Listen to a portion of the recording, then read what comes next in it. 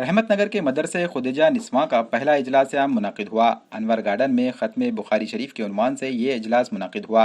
اس جلسے میں 5 لڑکیوں کو سند فضیلت دی گئی۔ دارالعلوم دیوبند کے صدر مولانا عبداللہ معروفی کی سرپرستی میں یہ اجلاس منعقد ہوا۔ مدرسے کے ذمہ دار شیخ الحدیث مولانا محمد زین العابدین قاسمی نے مہمان خصوصی کا استقبال کیا۔ جلسے کے دوران مولانا عبداللہ معروفی نے ختم بخاری شریف پر پرمغز خطاب کیا۔ مدرسے خدیجہ نسواں کے اجلاس میں خواتین کے لیے پردے کا علیحدہ نظم کیا گیا تھا۔ کثیر تعداد میں لوگ جلسے میں شریک ہوئے۔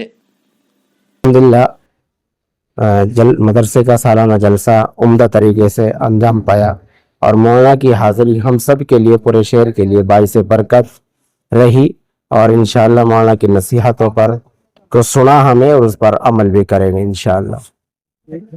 حضرت نے بخاری شریف کا درس دیا ہے اور اتنے اچھے طریقے سے دیا کہ میں بھی 1998 سے آج تک لگاتار بخاری پڑھا رہا ہوں، کسی نہ کسی بہانے سے، کسی نہ کسی ادارے میں، مگر میں نے وہ باریکی آج تک نہیں سنی جو آج پہلی بار مولانا کی زبان سے سننے میں آئی۔ سند دی گئی ہے، ایک ساتھ 6 بچے تھی ہمارے پاس، ان کو سند فضیلت دی گئی۔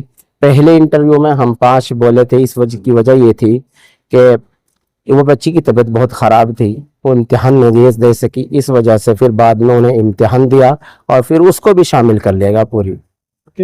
تو ٹوٹل 6 بچی سند فضیلت لے کر فارغ ہوئی ہے۔